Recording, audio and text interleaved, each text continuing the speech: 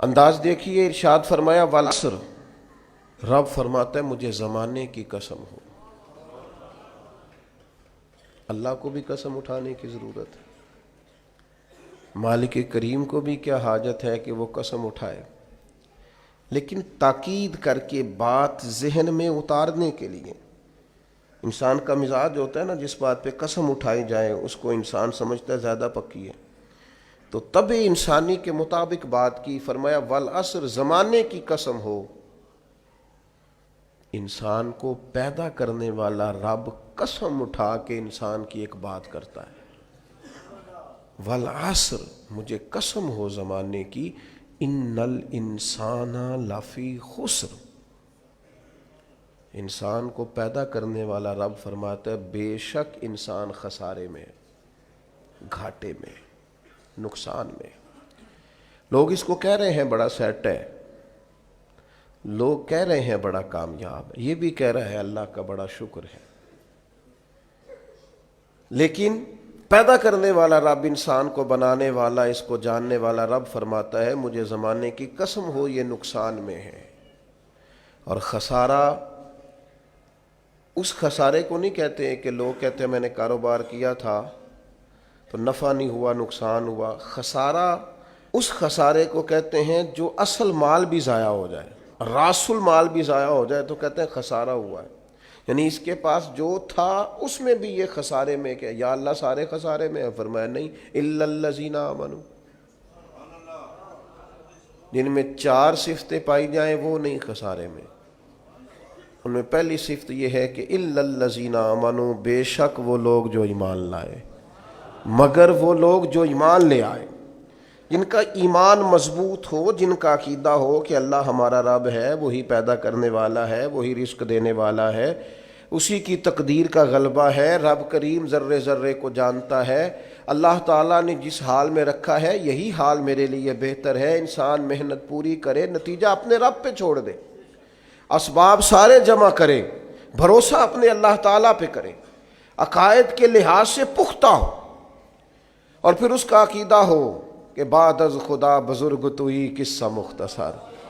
کائنات میں سب سے عرفہ والا، عظمتوں والے، شانوں والے، بلندیوں والے، رفتوں والے، کائنات کے امام، نبیوں کے امام، رسولوں کے امام، فرشتوں کے امام، محبوب مطلق اگر کوئی ہے تو جناب محمد الرسول اللہ ہے صلی اللہ تعالی علیہ وسلم۔ سب سے اولا ہو اعلیٰ ہمارا نبی، سب سے بالا ہو اعلیٰ ہمارا نبی، اپنے مولا کا پیارا ہمارا نبی، اور دونوں عالم کا دھولا ہمارا نبی۔ نظریاتی پختگی حاصل ہو، عقائد پختہ ہو، ایمان میں عقائد پوری طرح داخل ہے، عقائد اہل سنت کا پابند ہو بندہ۔ پھر ایک اور بنیادی عقیدہ ہے، اسی ضمن میں سارے عقائد آ جاتے ہیں، فرشتوں پر بھی ایمان ہو، اللہ کے تمام انبیاء پر ایمان ہو، اچھی بری تقدیر پر ایمان ہو، لیکن ایک بنیادی عقیدہ جس کو عقیدہ آخرت کہا جاتا ہے، اس پر انسان کا ایمان ہونا بڑا ہی ضروری ہے۔ اگر آخرت پر ایمان کمزور ہو جائے تو دنیا میں جتنے بھی عمل ہم کرتے ہیں یہ سارے کمزور ہو جائیں۔ یہ جو لوگ ڈپریشن میں، ٹینشن میں، انزائٹی میں چلے جاتے ہیں اور ایک بات بار بار کرتے ہیں کہ میرے ہی ساتھ ایسا کیوں ہوتا ہے، آخر بڑی ہی کوشش کے بعد میں ہی ناکام کیوں رہ گیا، تو انہیں بتایا جائے گا کہ کامیابی پتہ کیا ہے؟ لا یستوی اصحاب النار و اصحاب الجنہ، اصحاب الجنت هم الفائزون، جنتی اور جہنمی برابر نہیں ہیں، کامیاب وہ ہیں جنہیں اللہ تعالیٰ نے اصحاب جنت بنایا ہے۔ جو جنتی ہیں وہ کامیاب ہیں، جس کو اپنی آخرت کے تعلق سے اللہ تعالیٰ نے فکر سلیم دی ہے، راہ ہدایت دی ہے، اعمال حسنہ پر استقامت دی، اور وہ سمجھتا ہے کہ میں محنت اپنی آخرت کو ٹھیک کرنے کے لیے کر رہا ہوں، جد و جہد میری اپنی قبر کے لیے، حشر کے لیے، آخرت کے لیے۔ آخرت پر جس بندے کی توجہ ہے وہ بندہ کامیاب ہے۔ اس لیے دنیا میں اگر دنیاوی طور پر کوئی ناکامی آ بھی جائے تو کوئی اتنی بڑی ناکامی نہیں ہے، اس لیے کہ اصل کامیابی آخرت کی کامیابی۔ تو عقائد مضبوط ہوں، اور پھر عقائد اہل سنت کی پابندی اس کے پاس موجود ہو، نہ رفض کی طرف اس کا رجحان ہو، نہ خارجیت کی طرف اس کا رجحان ہو، اس کے نظریات ستھرے ہوں، اجلے ہوں، خوبصورت ہوں، وہ رسول پاک کی ذات گرامی کی پوری غلامی کرنے والا وہ شخص، تو اس کے نظریات اعلیٰ ہوں۔ تو فرمایا کہ انسان خسارے میں ہے الا الذین آمنوا، مگر وہ لوگ جو ایمان لائے، وعملوا الصالحات، اور جنہوں نے نیک اعمال کیا۔ اور یہاں بات ختم نہیں ہوئی، دو صفتیں اور بھی پیدا کریں۔ یہ دو باتیں ان کی اپنی ذات تک تھیں، آمنوا وعملوا الصالحات، یہ دو باتیں ان کے اپنے لیے تھیں۔ اب وہ سوسائٹی کو کیا دیں؟ دو کام معاشرے کے لیے بھی کریں، وتواصوا بالحق، حق بات کی نصیحت کریں وہ معاشرے میں، خیر کی بات کی نصیحت کریں، وائرل باتیں نہ کریں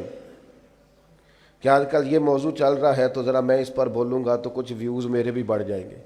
وائرل باتیں نہیں کریں۔ وتواصوا بالحق، وہ حق بات کی نصیحت کریں، کلمہ حق کہیں اور حکمت کے ساتھ کہیں، ادعو الی سبیل ربک بالحکمہ، دانائی کے ساتھ کہیں، لوگوں کو سمجھانے کی نیت سے کہیں، کلمہ حق ان کی زبان پر آئے۔ اور میرے نبی پاک علیہ السلام نے فرمایا سب سے افضل جہاد ظالم بادشاہ کے سامنے کلمہ حق کہنا ہے۔ آپ حق کے ساتھ کھڑے ہوں، پھر آپ لوگوں کو امر بالمعروف کریں، پھر نہی عن المنکر کہیں، اور وہ بھی بندہ دیکھ کے نہیں۔ اگر امیر آدمی غلطی کر رہا ہے تو پھر آپ خاموش ہیں، اور کسی غریب کو کرتے دیکھ لیا ہے تو آپ نے دینی حکمت کو بھی پیش نظر نہیں رکھا اور اسے رسوائی کر دیا ہے، آپ نے اسے سخت ترین تکلیف سے گزار دیا ہے۔ حق بات کی نصیحت کریں، اور جو لوگ حق بات کہتے ہیں نا ان پر تکلیف بھی آتی ہے، تکلیف آتی ہی ہمیشہ حق کہنے والوں پر۔ تو چونکہ میدان لگایا ہے، اب حق میں نکلے ہو، اب تم نے سفر شروع کیا ہے تو بھائی پیروں پہ چھالے تو پڑیں گے، سفر کرو گے تو تھکاوٹ تو ہوگی، کوئی رستہ طے کرو گے تو گرد تو پڑے گی، اگر کسی سمت تیز دوڑو گے تو مخالف سمت سے ہوا تو تیز آئے گی۔ اب وہاں گھبرانا نہیں، کمزور نہیں پڑنا، تھکی باتیں نہیں کرنی۔ اب ایسا نہ ہو کہ تم نے معذرت خواہانہ رویہ اختیار کیا، وتواصوا بالحق وتواصوا بالصبر، وہ حق بات کی وصیت کرتے ہیں اور ایک دوسرے کو صبر کی تلقین کرتے ہیں۔ چار صفات پیدا کریں تو خسارے سے بچ سکتے ہیں۔